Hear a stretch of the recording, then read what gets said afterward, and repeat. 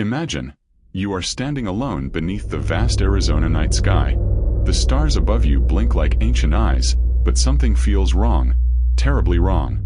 A pressure builds in your chest, not from fear, but from something older than fear, something primal. The wind suddenly dies. Your breath becomes visible in the warmth of spring. Above the ridge, a spiral of light begins to turn. Slow, deliberate, unnatural. No sound. No warning. Just that haunting spiral, glowing blue-green like a wound in the heavens. You want to move, but your legs betray you. You feel as though you're being watched from every direction at once. And then the spiral folds in on itself. Gone, as if it was never there. But the silence it leaves behind is heavier than any scream.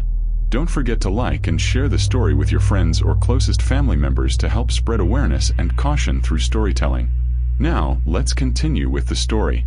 The evening of March 13, 1997, had started just like any other in Marana, a small town carved into the desert northwest of Tucson. The scent of warm creosote lingered in the air, and the hum of insects was the only sound filling the quiet stretches of land. But as the sun vanished completely beyond the flat horizon, a stillness began to settle. Not the peaceful kind, but a strange, unnatural silence that blanketed everything. Michael Salas, a reclusive radio hobbyist and technician, stood beside his workshop at the edge of Avra Valley. He was adjusting a high-frequency antenna when the static in his receiver shifted. At first it was a hiss, then a pulsing rhythm, 3 repeating frequencies in rapid succession. He noted the numbers: 146.2, 160.4, and 201.7. They shouldn't have overlapped. They shouldn't have even been active. At the same time, lights began to form above the desert ridge. Michael turned his gaze upward and froze. The spiral of blue-green light was unlike anything he'd seen, even through his years of tracking weather balloons and stray aircraft. The pattern wasn't just rotating. It was folding, warping space like a vortex pressing through the sky. The stars behind it appeared to bend. Birds that had been nesting in the saguaro cacti burst into flight. 2 miles away, Annette Rhodes, a retired Air National Guard pilot, was out walking her dog along the southern fence of her property. The dog stopped, whined, and sat, refusing to move. When Annette looked up, she saw the same spiral tearing through the sky like an open wound. Her instincts kicked in, military training flashing behind her eyes. But there was nothing to scramble for. No aircraft she knew could hold formation without sound. No jet could hover without motion. Back at the edge of town, the lights reached their most intense point. A soft rumble began to rise, not from above, but from beneath the earth itself. Power lines crackled. A nearby substation blinked off. In the brief darkness that followed, several residents would later report seeing something massive drifting silently toward the west, its shape obscured, its lights dimmed. Whatever it was, it cast no shadow and made no sound. At exactly 9:04 p.m., the spiral collapsed. Not with a bang, not with a shimmer, but as if someone had turned off reality itself. Michael's receiver went dead. The wind returned. Crickets chirped again. The power came back online. But the silence between witnesses would last much longer. Unbeknownst to most residents, a military convoy moved out from Davis-Monthan Air Force Base just before midnight. Their destination, a fenced-off section of old mining land near Silver Bell Peak. For the next 3 days, black trucks entered and exited the site under heavy security. No public notice was issued. When asked, a base spokesperson later claimed the movement was part of a routine hazmat training exercise. Michael didn't believe it. Neither did Annette. And neither did the handful of townsfolk who saw the sky open that night. But as national news exploded with reports of the Phoenix Lights, whatever happened above Marana was left to the dust, buried beneath the roar of mass media and official denial. Yet something remained. Not just in memory, but in the signal. And it was only just beginning to call. Michael Salas spent most of his adult life decoding noise. As a former technician for a communications contractor, he had an ear for patterns, anomalies, and dead air that meant more than it seemed. But what he heard on March 13, 1997, was something else entirely. By dawn, He had already connected his receiver to a backup tape logger. He rewound the feed and isolated the segment that had triggered his blackout.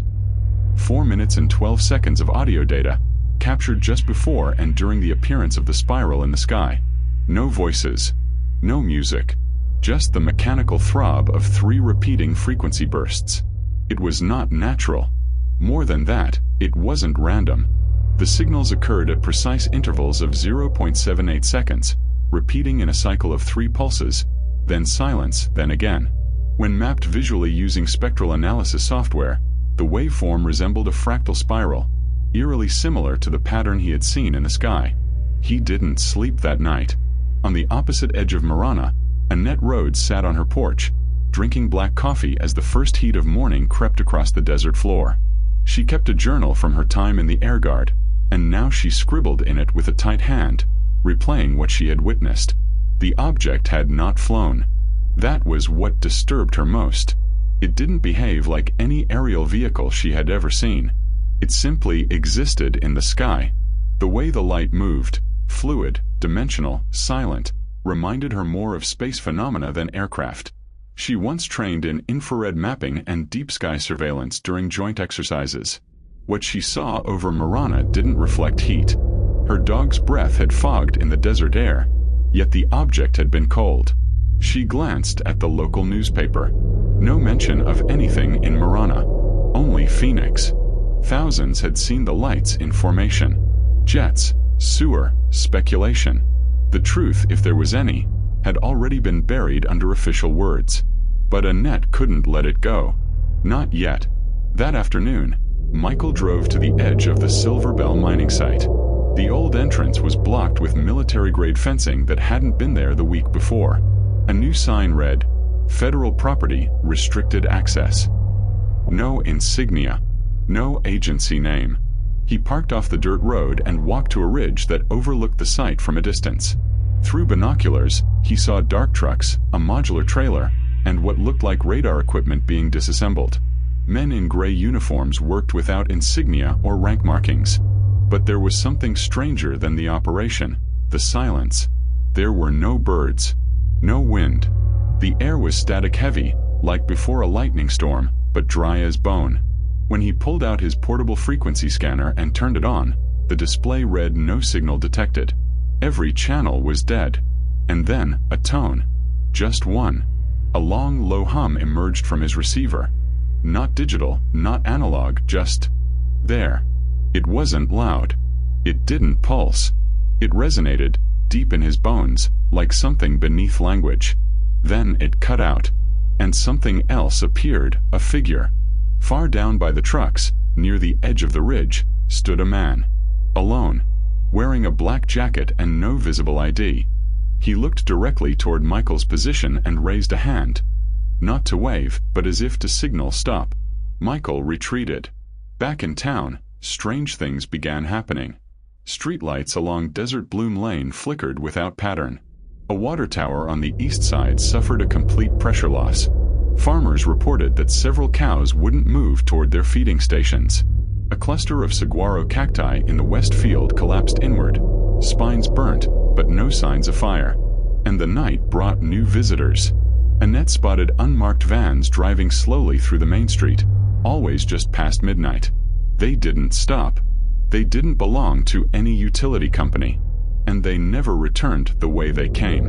By the end of the week, a rumor was spreading, quietly, cautiously, among the people of Marana, that what had happened wasn't over, that the spiral was only the first sign.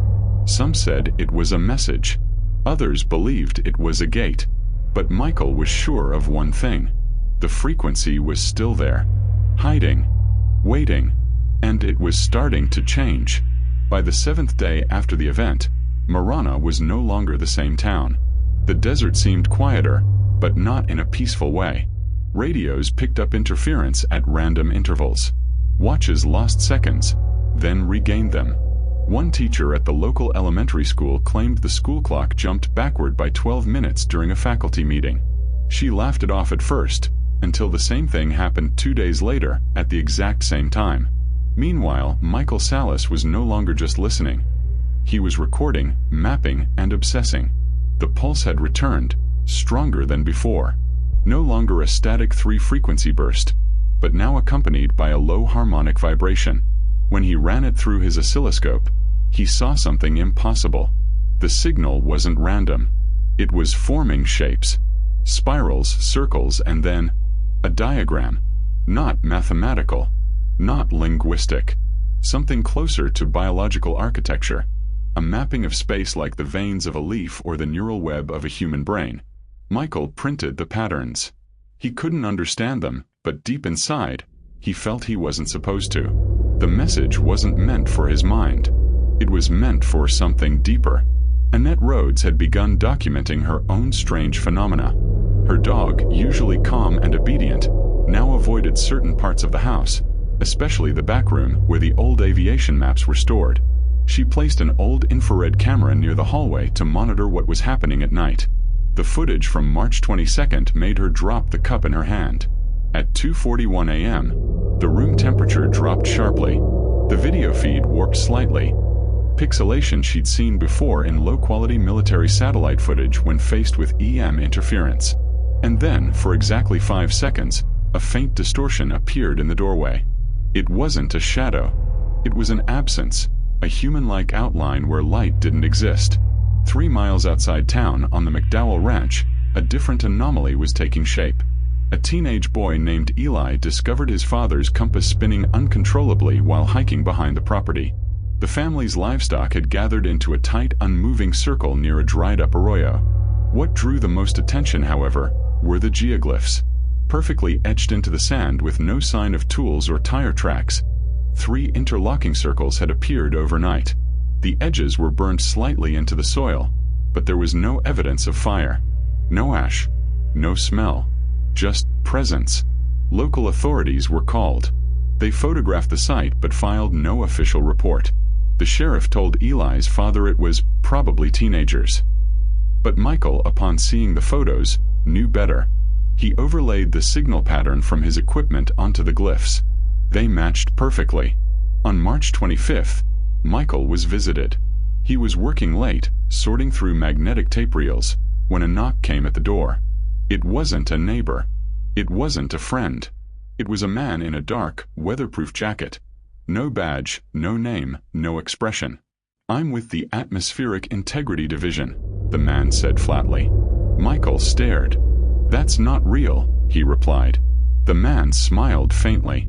"Neither is what you recorded." He stepped inside without invitation and closed the door. What followed wasn't a warning, but a detachment. The visitor asked calm, mechanical questions about time shifts, equipment specs, and exposure levels. But every sentence ended with the same phrase. This didn't happen. Before leaving, the man paused beside Michael's signal maps. He reached out, not to destroy them, but to realign one sheet by precisely 3 degrees. "Just so you see it more clearly," he said. Then he was gone. Annette, watching the infrared tapes again that night, noticed something she hadn't before. As the distortion passed through the room, the wall clock slowed. For 20 seconds, the second hand froze entirely, before skipping forward in a blur of movement. She looked at her own reflection in the dark glass of the television. Something else had come through. Not from the sky, but from between. Whatever the spiral was, it wasn't just a sighting. It was a threshold, and the threshold was still open. At dawn on March 27th, the McDowell Ranch awoke to a new silence, deeper than before, as if the desert itself was holding its breath. The interlocking circles that had appeared days earlier were gone, wiped clean by the night wind, but in their place, the earth had cracked open slightly. Narrow fissures traced the exact same pattern as the original glyphs. When one of the ranch hands placed a wooden pole into the deepest crevice, it vanished completely, swallowed whole without a sound. Word traveled quietly. Michael and Annette met that evening at a service road turnout just north of Silver Bell Peak. Neither of them liked trusting strangers, but whatever was happening had surpassed personal territory. Michael arrived with a backpack filled with frequency printouts, anomaly maps, and a portable receiver. Annette brought a heat scanner and her old military logbook. Together, they hiked to a ridgeline where Michael had experienced the silent tone just days earlier. The view overlooked the restricted site, now seemingly abandoned. No trucks, no trailers, just dust, fencing, and a faint metallic smell carried by the wind. They set up the receiver. Nothing. Then a pulse. But this one wasn't like before. The signal had evolved. The previous rhythm was gone. What replaced it was fluid, unpredictable, a waveform that danced erratically, weaving between audible frequencies like an intelligence testing its voice. Annette adjusted the scanner. Temperature drop. 11 degrees in under 10 seconds. Humidity. 0. And then the ground vibrated, not like an earthquake, but like something below them was shifting its weight. Michael dropped to his knees. He wasn't afraid. He was overwhelmed. The receiver screen began displaying geometric interference, symmetrical patterns that formed and dissolved every 2 seconds. It was as if someone or something was actively transmitting visual language. And then they both saw it. Not in the sky, not above them, but in the reflection of Annette's scanner screen. Behind them stood a figure.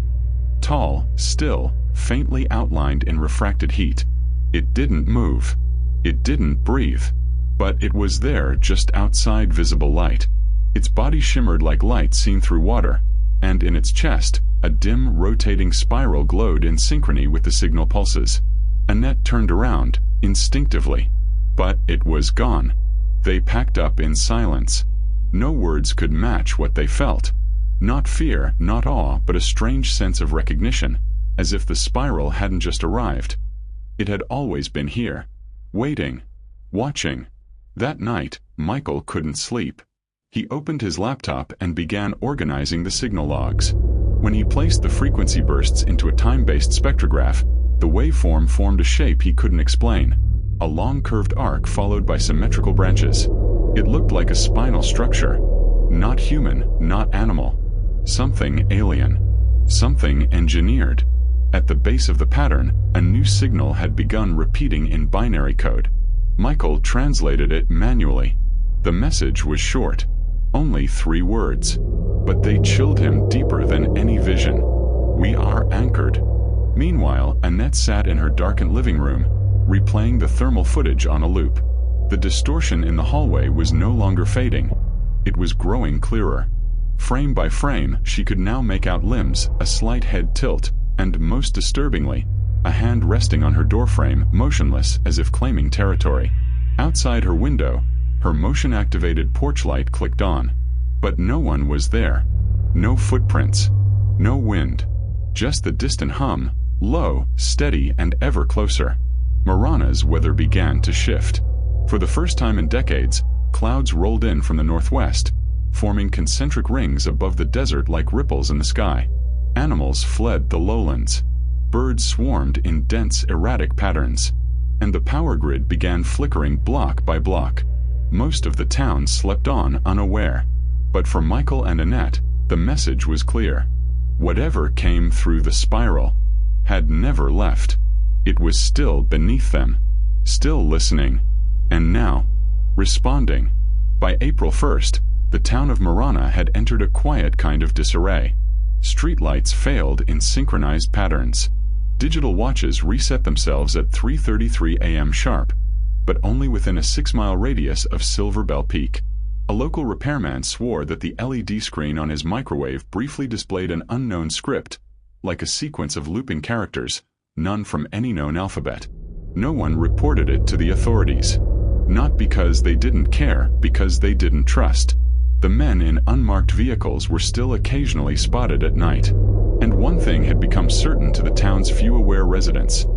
Whoever controlled the fences around Silver Bell wasn't from any agency they'd heard of. Michael Salas had stopped sleeping entirely. His basement had become a command center of paper, printouts, magnetically marked maps, and humming oscilloscopes. He no longer tracked weather, planes, or ham radio chatter. He tracked the hum. It never stopped now. At exactly 2:22 a.m. each night, a new harmonic would begin to rise, subtle, buried beneath the static, but measurable. He had marked the growth on his whiteboard in red ink. The frequency was changing pitch and widening in resonance like an expanding lung. Annette, too, had changed. She no longer viewed the spiral as a sighting. It was a penetration. Something had entered the system. Not a ship. Not even a craft. Something networked. Something distributed, like a virus that had infiltrated through sound, light, and space itself. They needed answers. The two met again near the abandoned side road to the mining site. This time, Annette brought more than gear. She had found something, an old geological survey map from the 1960s. On the margins, written in faded ink, was a marking. Cavity E9. It corresponded to a narrow canyon west of the restricted area, marked at the time as a collapsed lava tube. But there had been no follow-up surveys. The region was never sealed off. By noon, they were at the site. The entrance was half buried under gravel and thyme, but with enough effort, they uncovered it, a narrow passage that descended into cold darkness. Inside, the air was sterile, too clean for a desert hole. The walls were smooth basalt, but several meters in, they saw something impossible. Burn marks, not from fire, but from controlled laser etching. Symbols lined the stone like a mural. Repeating sequences, not unlike the signal Michael had traced. Spinal arcs, branching nodes, concentric rings, and strange counter-rotating spirals. The further they went, the more the air changed. Pressure increased, and the signal in Michael's pocket receiver spiked to its highest level yet. And then the tunnel opened into a chamber. It wasn't natural. A perfect octagonal space, 8 walls of polished stone, with a single spire in the center, standing 4 feet tall. The spire was metallic, black, and humming softly, as if vibrating from within. They approached. Annette reached out, but before she touched it, the chamber darkened. Not from shadow, but as though light itself was being consumed. And then the spiral appeared. It wasn't in the room. It was in their minds. A blooming pattern behind their eyelids, spinning faster and faster, revealing images they couldn't comprehend. Cities that didn't exist, beings with mirrored faces, and stars arranged in unnatural shapes. Annette dropped to her knees, sweating. Michael screamed. Not in pain, but in something deeper. Recognition. The spiral wasn't showing them something new. It was unlocking what was already there. When they came to, the chamber was lit again. The spire no longer hummed, but the receiver in Michael's hand now displayed coordinates. GPS numbers that pointed not to Arizona, but far out in the Pacific Ocean. A point labeled only as Null Center. Michael backed away. Annette looked down at her arm. Her veins were faintly glowing blue. And outside the chamber, near the edge of the collapsed entrance, footprints waited. But they weren't theirs. Not human. Not animal. Something else had walked in and walked out before them. As the sun set over Marana once again, the spiral reappeared in the sky. Not over Phoenix. Not above Tucson. Just a faint pulsing ripple high above the desert that no one else seemed to notice. But for those tuned in, the message was clear. The gate is open. And the town no longer belonged to silence alone. April 3rd began without a sunrise. Not because the sun failed to rise, but because the light didn't land. Clouds, thin as mist but dark as ink, hovered in perfect concentric layers over Marana, diffusing sunlight into a permanent gray twilight. Birds no longer sang at dawn. The wind had vanished. Static clung to every metal surface like a warning. Michael Salas locked his workshop door and unplugged every piece of equipment. He wasn't afraid of detection. He was afraid of amplification. The spiral was not just broadcasting, it was awakening something latent. Within the signals, within the environment, and possibly within himself. Annette Rhodes had stopped sleeping altogether. Her thermal camera now flickered even when off. Her reflection in the mirror lagged slightly behind her movements. On the 3rd night of the phenomenon, she closed her eyes and found herself floating. Not dreaming, but in a state of stasis, suspended in spirals of pulsing light. The beings she saw were not humanoid. They were silhouettes of motion, built from layered frequencies. Bodies made of echo, limbs of resonance. They did not speak. They did not move with intention. But she felt them noticing her, acknowledging her presence as one might notice static on a radio. And they responded. When she awoke, Her skin was cold, and the window was open. A pile of sand in a perfect ring had appeared on her floor. At the center was a small piece of metal, smooth, black, warm to the touch, and humming faintly. Back in town, strange reports began surfacing from locals. Stories whispered behind closed doors. A mechanic claimed he saw 3 children walking through his junkyard at midnight, completely silent. When he followed them, they vanished behind a collapsed truck, but left behind bare footprints glowing faintly in the gravel. A nurse at Marana Regional Hospital said that a comatose patient who had not spoken in 6 years sat up briefly during a power outage and whispered one sentence. "They've always been beneath." And at Desert Vista High School, a group of students practicing late for a band recital heard a low droning note vibrate through the entire auditorium. All 12 reported blacking out for exactly 3 minutes. When they awoke, their instruments were arranged in a perfect spiral on the stage floor. None of them remembered moving. Michael and Annette convened again, this time in the basement of an old library slated for demolition. They laid out their findings: diagrams, audio files, thermal images, and field notes. They could no longer dismiss it. The spiral was not a craft, not a light. It was an interface, a layered system of resonance, possibly ancient, possibly artificial, that had been activated by some unknown catalyst. The signals were not messages in the traditional sense. They were keys, unlocking a perceptual framework that humanity was never meant to access. Michael spoke first. "They're not visiting," he said. "They're already here. We just couldn't see the layer they live in." Annette nodded. "And now we can." That night, Michael followed the new GPS coordinates buried in the spiral code. They led him to an empty field just outside Marana, beneath a series of high-tension power lines. There was nothing there, until he turned on his receiver. The hum became a shriek. The ground began to tremble, not physically, but as though space itself was being tugged. His vision blurred. Stars above shimmered into new constellations, briefly rearranging into a symbol, a double spiral crossing a circle. When he stepped forward, time slipped. He saw people frozen. He heard thunder without sound. And just for a moment, he saw another town, built atop Marana, but in a different layer. A place with no sky, no sun, only architecture of light and shadow, spiraling endlessly into darkness. He collapsed. When he awoke, hours had passed. In his hand was a new coordinate. This one pointed deep beneath Silver Bell. The spiral wasn't a warning. It was an invitation, a call to those who could hear, to step through, to echo back. And those who responded were already beginning to change. April 6th. The town of Marana existed in a state of stillness that no longer felt natural. Residents woke with migraines and unexplained bruises. GPS systems rerouted paths in loops. Phone calls dropped with voices echoing strangely just before disconnection. Echoes of words not spoken. And below it all, the spiral throbbed. Not visually, but beneath the fabric of sound and thought, as if reality was being played like a vibrating string. Something was building. Something ancient and recursive. Michael Salas could no longer ignore the pull. The second set of coordinates embedded in the spiral waveform pointed to an elevation 67 feet below the surface of the Earth.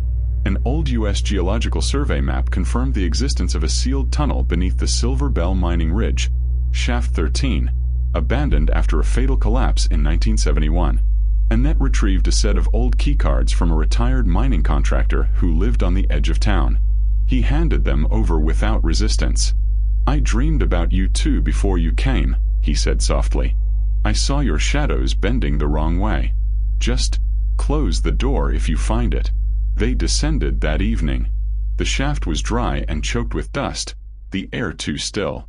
Metal creaked in slow, rhythmic groans, as if something deep below shifted only when unobserved. At 30 feet down, Michael's portable receiver began pulsing again, no longer with harmonic tones, but with what resembled heartbeat intervals. Thump, pause, thump, pause. Then, 3 pulses close together. A different rhythm. Not his own. Not Annette's. Something living. Shaft 13 opened into a narrow corridor of reinforced steel and basalt. The walls had been blackened. Burn marks arced in spiral shapes, as if heat had once passed not through the material, but within it. On one wall, spray-painted decades ago in red marker, were the words, "Do not listen." At the far end was a circular chamber sealed by a rusted vault door. Around the frame, embedded in the stone, were 8 indentations, each shaped like a different spiral. One of them matched the etching on the metal shard Annette found in her home.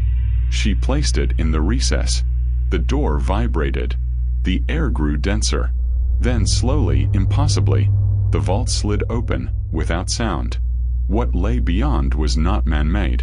A space beneath the mine, impossibly large, geometrically perfect, carved with precision that defied the tools of any known era. The chamber walls curved in infinite depth, reflecting no shadow. In the center hovered an object, a black torus, suspended above a plinth of polished obsidian. It rotated slowly, emitting no light, no hum, but radiating understanding. Michael stepped forward. The closer he moved, the more his perception distorted. His thoughts no longer felt like his own. He saw events unfold out of order. The spiral above Marana, his own birth, the future collapse of the mine, then stars blinking out one by one. He dropped to his knees, gasping. Annette held steady. She approached the torus and placed her hand just beneath it. Her thermal scanner, slung from her belt, activated on its own. A new spiral began drawing itself in infrared across her arm. At that moment, the torus emitted a pulse. Not a wave, but a compression like time inhaling. The chamber lit briefly with blue light, and the walls became transparent, revealing impossible architecture. Massive spiraling towers buried in the earth, dormant and coiled like sleeping serpents of glass and sound. Then all returned to darkness. They left the chamber in silence. Back at the surface, the sky had turned violet, the clouds rotating slowly clockwise. Radios across town activated at once, even unplugged, all broadcasting the same thing. A voice, mechanical yet ancient, speaking a phrase no one understood. Phase 1, descent achieved. Michael recorded it, but when he played it back, the words had changed. You opened what could not be opened. That night, as Annette reviewed the scanner's data, she noticed the infrared spiral on her arm had changed shape.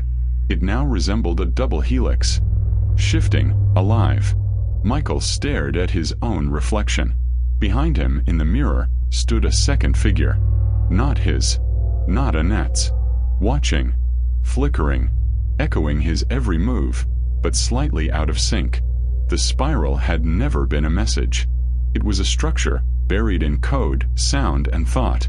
And now that the gate had been opened, its true form was only beginning to unfold, through them. By April 9th, Marana no longer obeyed the usual rules. Watches lost all accuracy. Reflections behaved independently. Some residents claimed to see strangers wearing their own faces watching them from mirrors or window glass. One man drove into town from Casa Grande and never found his return route. His GPS looping endlessly while the landscape subtly shifted between familiar and wrong. Annette Rhodes called it the mirror field, a growing distortion surrounding the town in a loose radius that seemed to stretch and contract like a living boundary. Her thermal imaging confirmed it. Temperatures inverted along invisible walls, and shadows curved against light sources. Even sound traveled oddly, echoing from the wrong direction. Michael, meanwhile, was decoding the spiral's evolution. What started as frequency bursts had become multi-dimensional signal scaffolding, a form of information that couldn't be interpreted linearly. Using spectral mapping, he overlaid the newest pulses onto cartographic software. The pattern aligned with fault lines, ancient indigenous petroglyph sites, and geomagnetic anomalies. But it wasn't just geography. The new spiral pattern matched something else. Cranial MRI data. The folds of the human brain. Annette took a calculated risk. She uploaded the spiral resonance into a military-grade audio sequencer, something she swore she'd never touch again. The software, meant to interpret encrypted battlefield signals, returned a chilling output. Resonance achieved. Containment limits surpassed. Prepare synchronization. She ran it again. Same message. She ran a version with the lowest frequency tone removed. This time, the message was different. Synchronization delayed. Anchor presence not absolute. Michael stared at the results. What's the anchor? Annette paused, her hand unconsciously rubbing the faintly glowing spiral on her forearm. I think it's us. On the night of April 11th, everything changed. The spiral in the sky reappeared, but this time upside down, forming not above the town but beneath it, projected against the desert floor in blue-green light so faint it could only be seen in full darkness. From an aerial view, it formed a massive negative imprint of the original spiral, twisting inward instead of outward. The mirror field reached its apex. Locals began hearing whispers, not externally, but inside their thoughts. Not language, but intent. Ideas that didn't feel like their own. Instructions. Images of distant structures. Starless skies. Towering geometries of rotating crystal and bone. Michael was the first to break. He stood in the center of the spiral projection outside Marana and dropped to his knees. His mouth moved silently. His pupils dilated completely.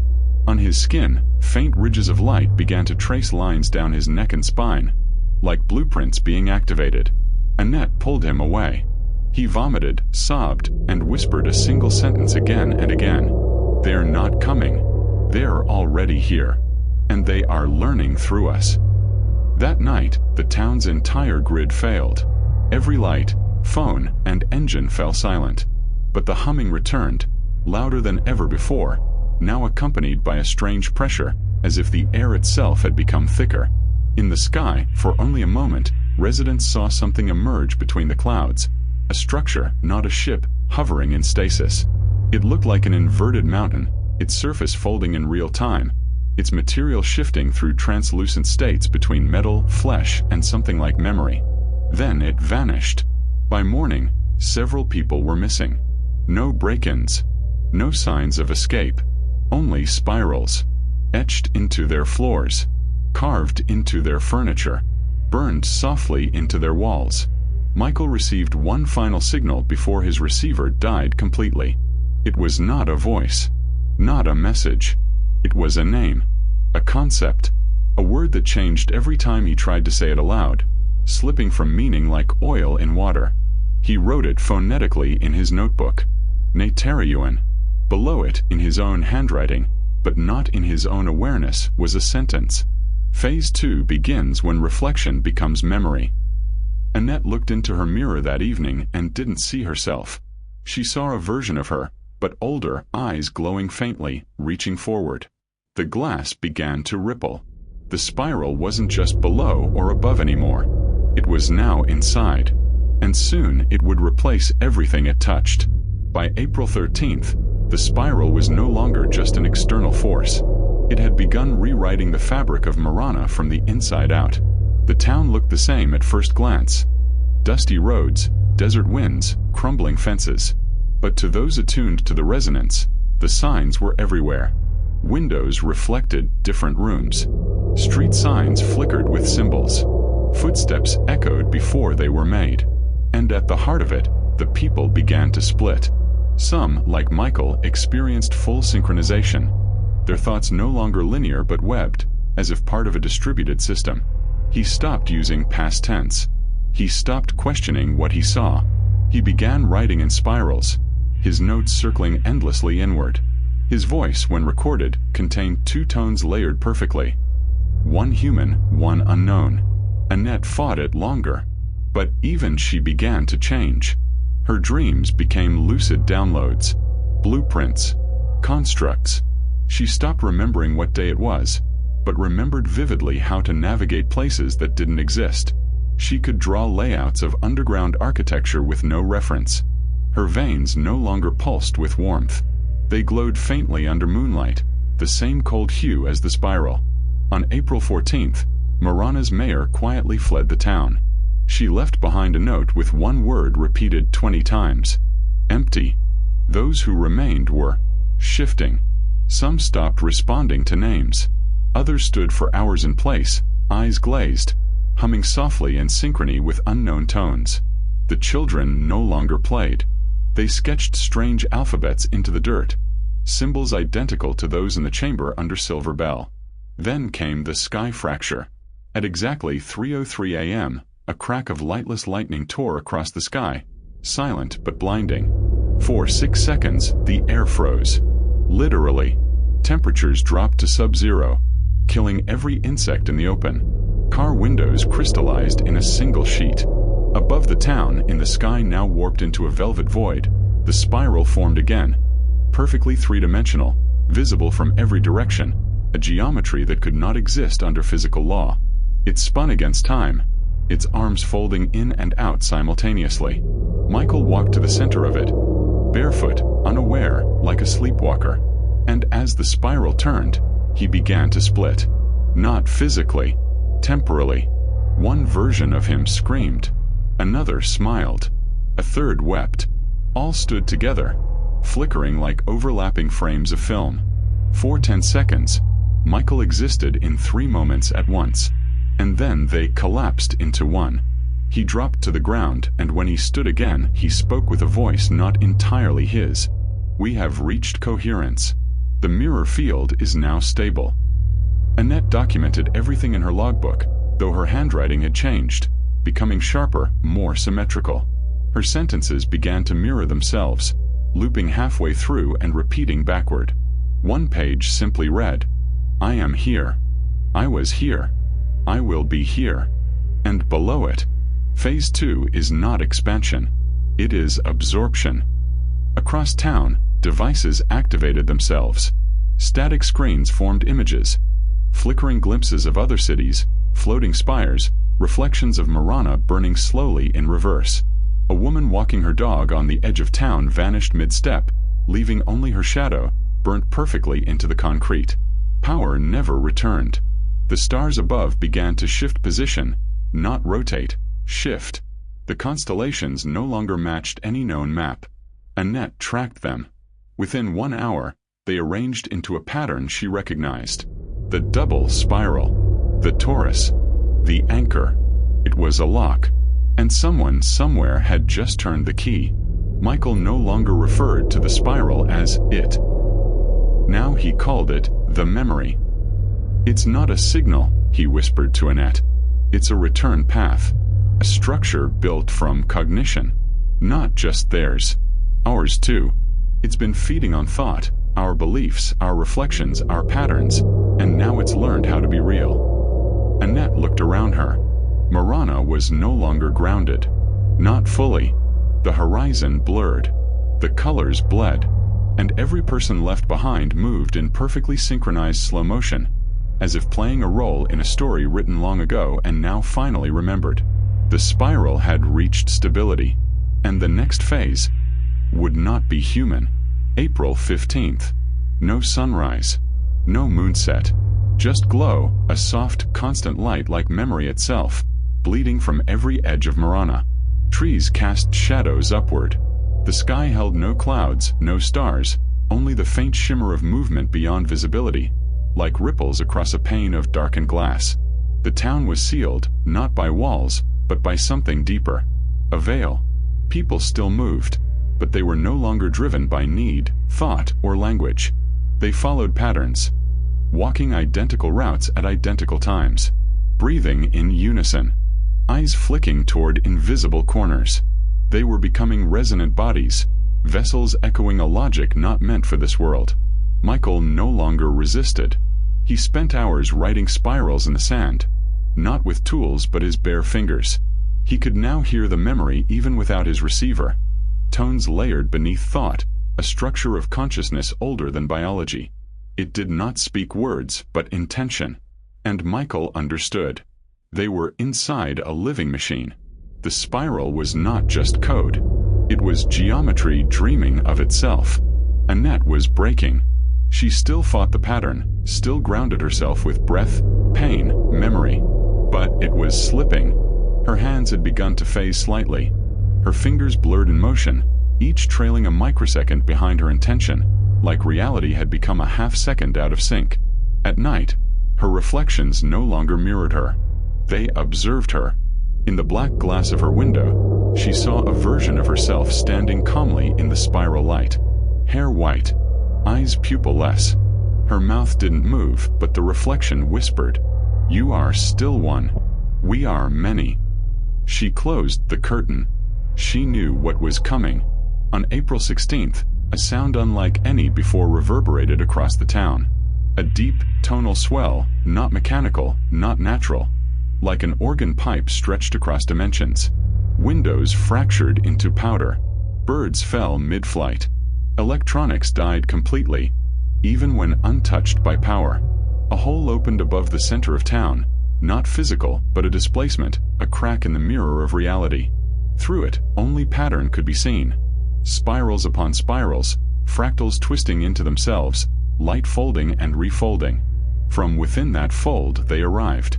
Not as creatures, not as ships, but as presences, bodies made from layered motion, fluid and flickering, never quite in the same place twice.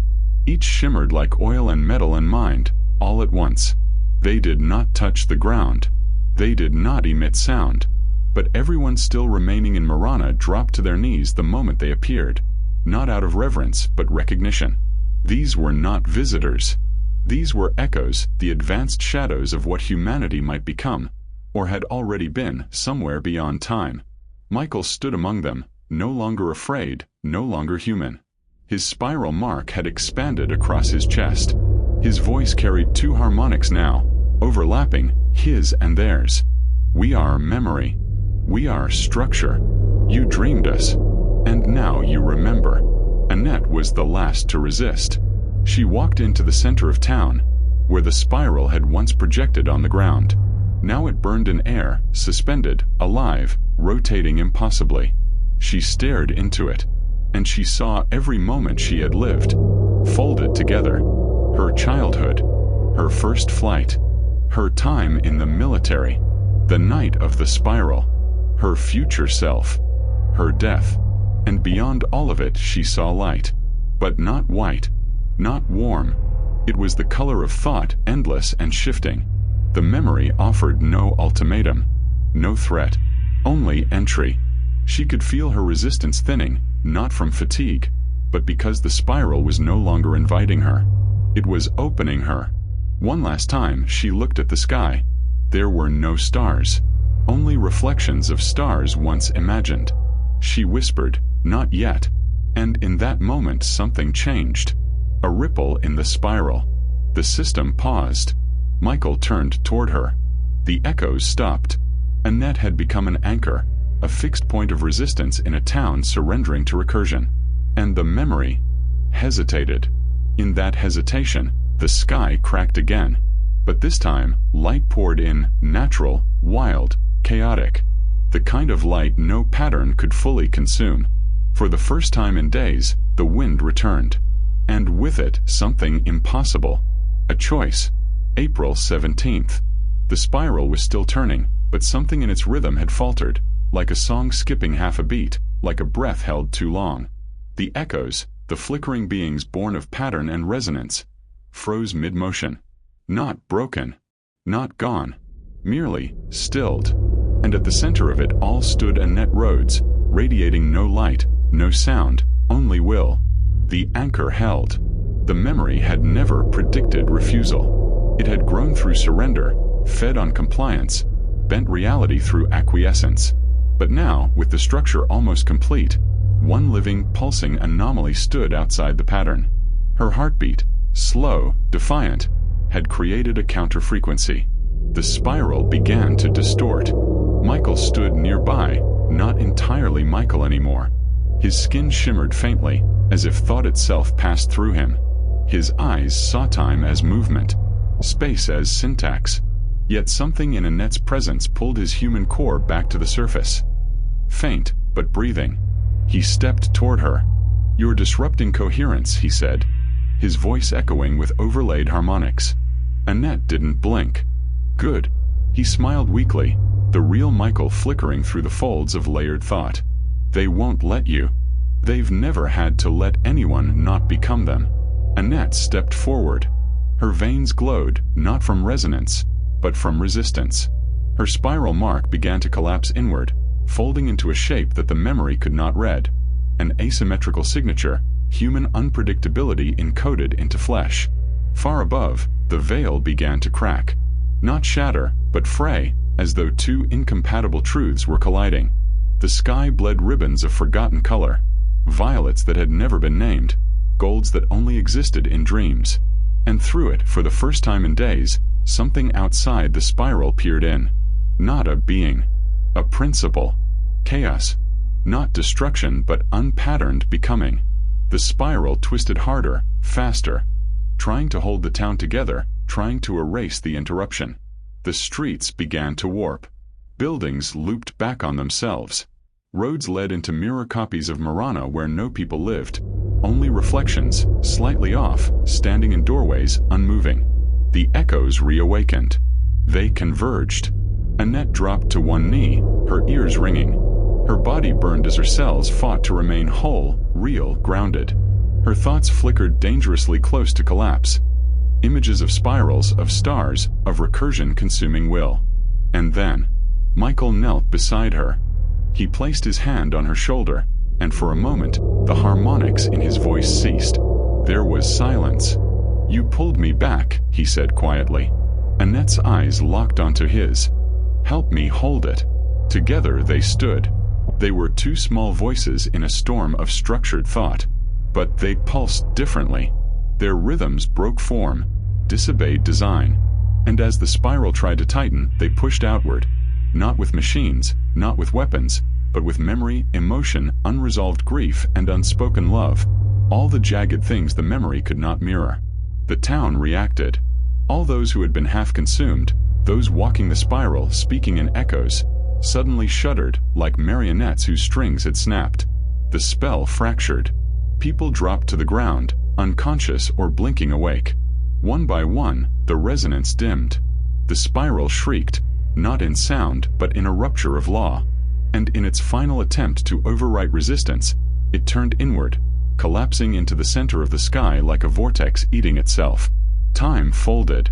Shadows bled upward.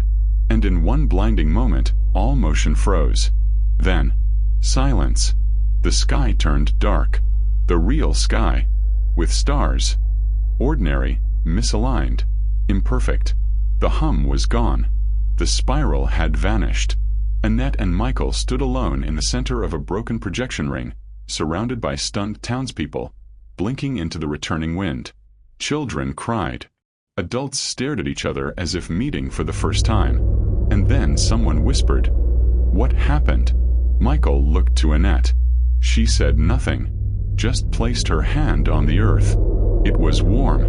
It was real. It was still theirs. But something remained in the air. Not a presence. Not a threat. Just potential. Because the spiral had not been destroyed.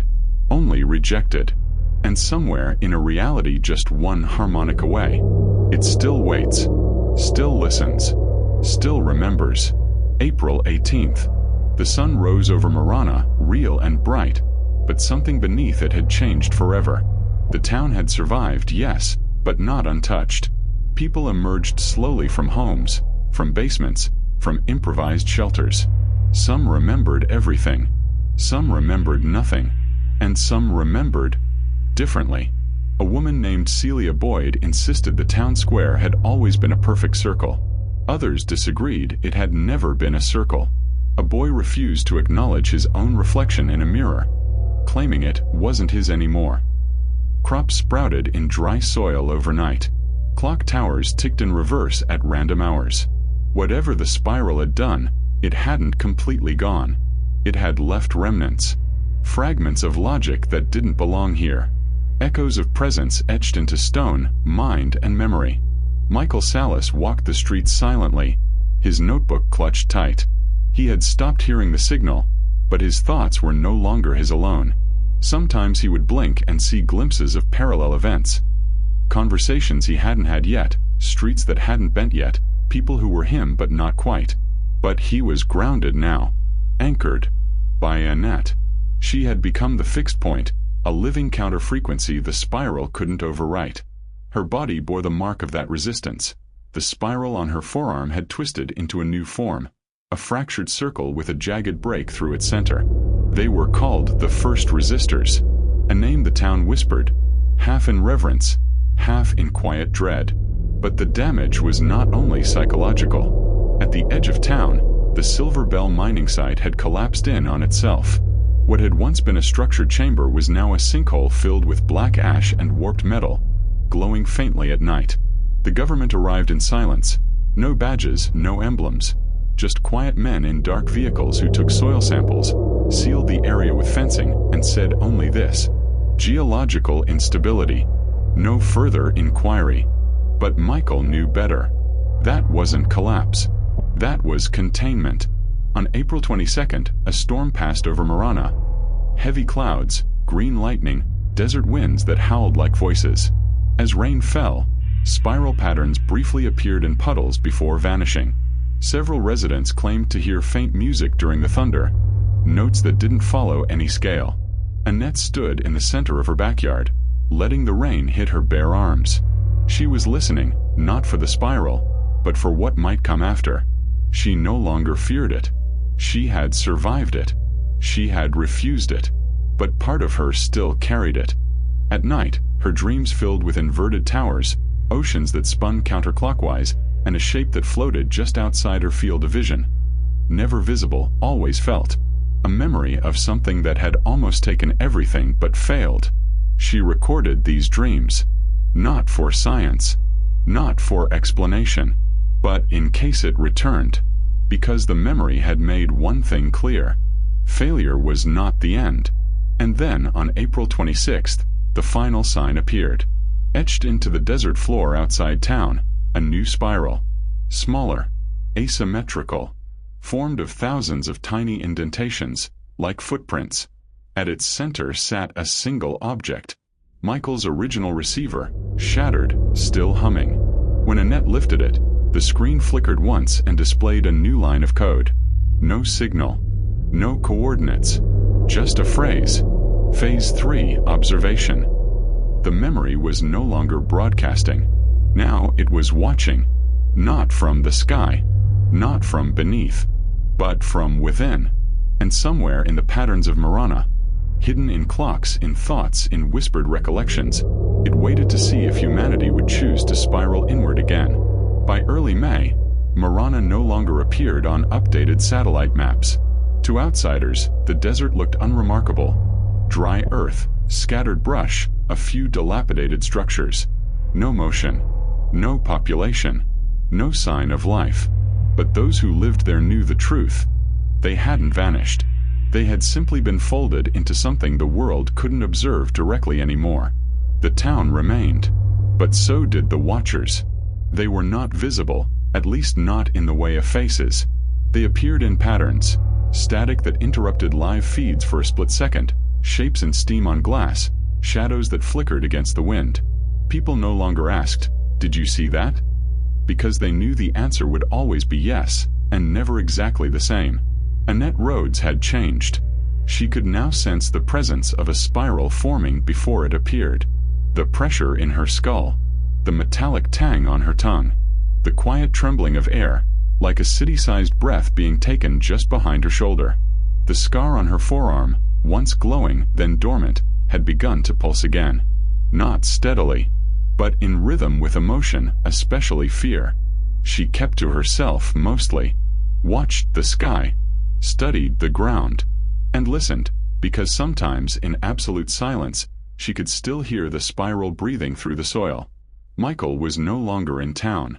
On May 3rd, he disappeared without a trace. No note, no farewell. Just his journal, left on Annette's doorstep, its final entry cryptic. "They're mapping thought through me. If I stop thinking, they'll stop building. But I can't stop. I have to see what the third phase is." Inside the journal's back pocket was a data chip, encrypted and unlabeled.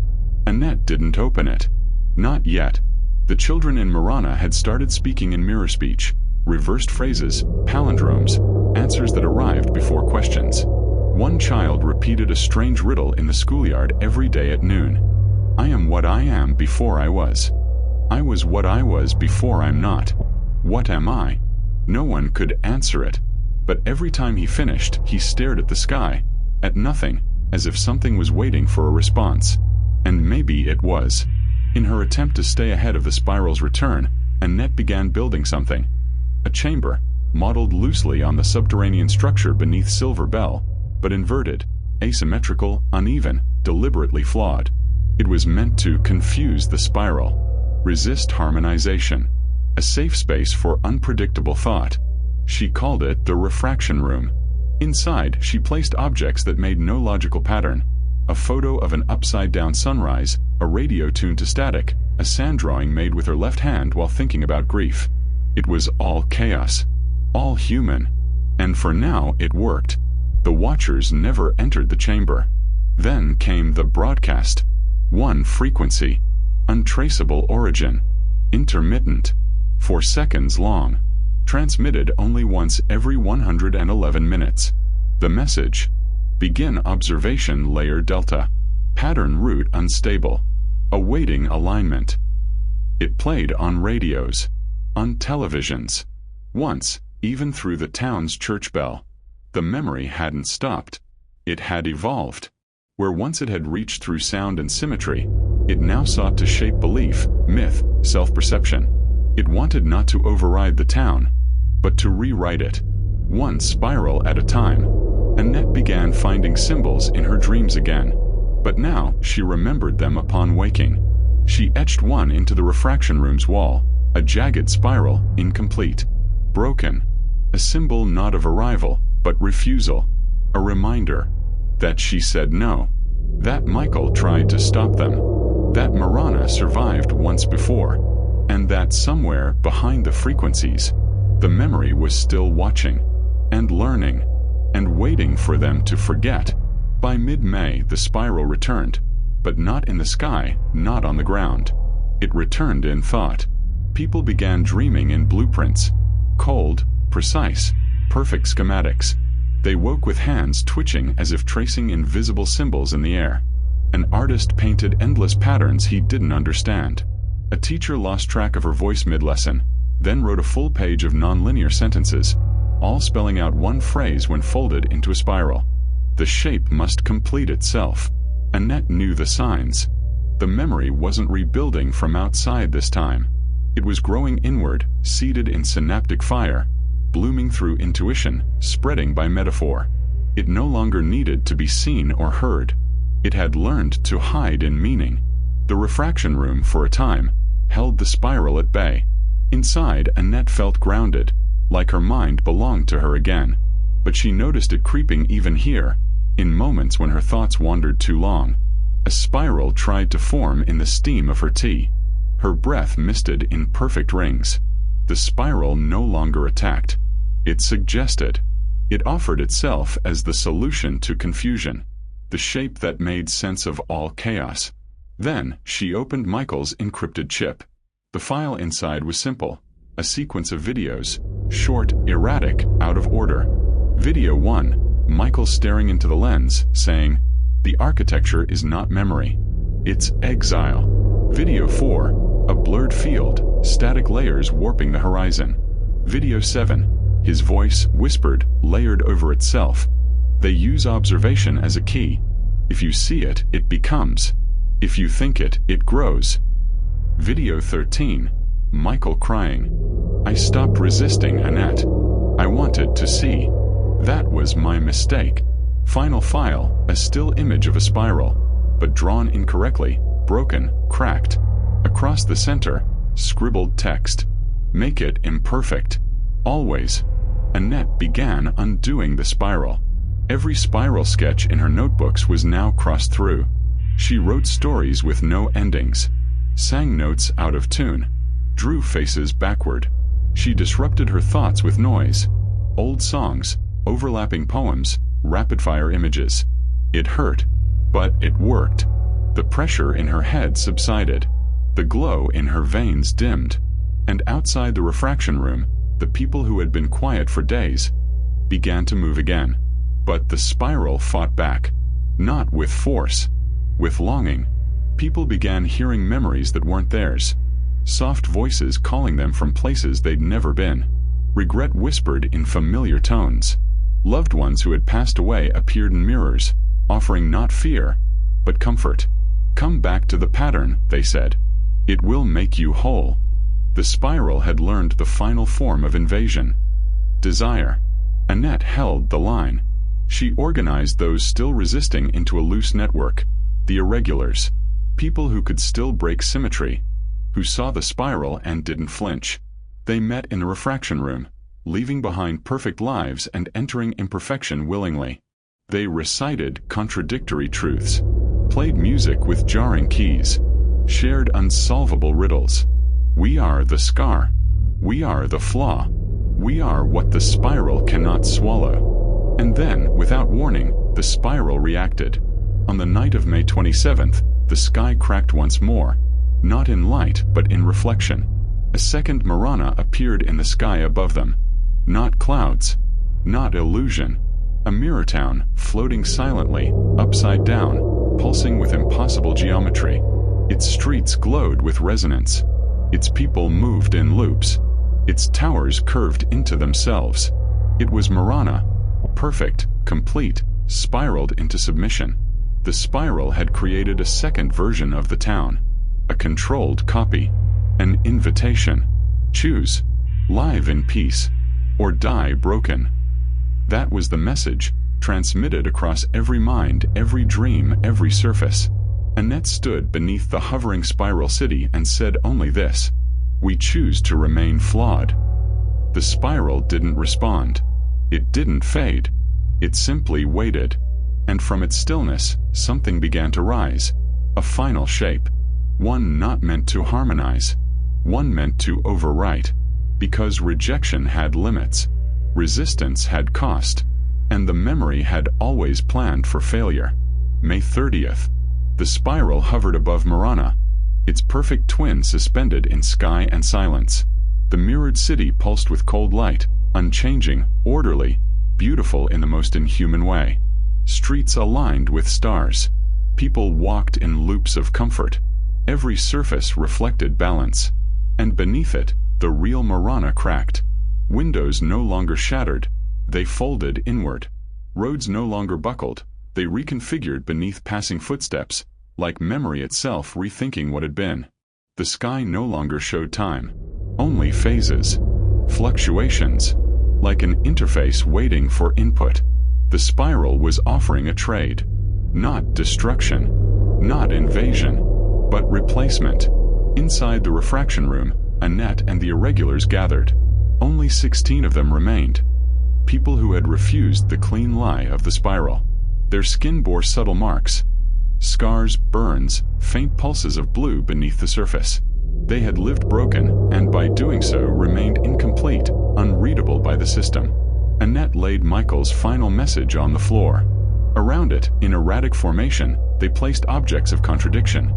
Asymmetrical stones, children's drawings that made no sense, tape recorders playing broken stories. Then they waited. And the spiral came to them. It began with silence so deep it pressed on their skulls. Then a tone. Not a hum, not a frequency. A voice, built from thousands of layered harmonics. It spoke not into ears, but into thoughts, into breath, into the space between heartbeat and memory. Final phase. You are not required. You are redundant. Dissolution will bring balance. Annette stood. No. The voice responded. Less a reply than a recalibration. Error acknowledged. Refusal persists. Initiating fracture. The room ignited, not in flame, but lightless compression. Every object shuddered as spatial alignment lost meaning. Angles bent. Time folded. The spiral attempted one final overwrite. But it was already inside them. And that was its flaw. Annette screamed, not in pain, but in defiance. A raw, broken sound with no pattern, no rhythm. She took Michael's cracked receiver and smashed it into the ground. The components sparked. One wire burst into static flame. The chip inside detonated in a pulse of pure irregularity. And in that moment, the fracture signal was born. A pulse built not from symmetry but from error, from all the noise the spiral could never contain. Every wrong note, every misspoken word, every failed attempt at perfection. It spread outward, invisible but devastating. Above them, the mirrored Marana glitched. Its buildings twisted backward, looped on themselves, and froze mid-motion. The sky cracked. Its people, those perfect copies, shuddered violently as the system failed to account for chaos. The spiral twitched in space, recoiled, tried to compress, but the signal had already taken root. It wormed through every fold of its perfect geometry, turning balance into paradox, completion into contradiction. The spiral imploded, not in fire, not in thunder, but in forgetting, as if it had never been, as if the memory had reached the one thing it could not process. Flawed defiance. When the dust settled, the sky returned. No second city. No hovering shadow. Only Marana. Quiet. Cracked. Alive. Annette stood alone in the refraction room. The others had collapsed, exhausted but safe.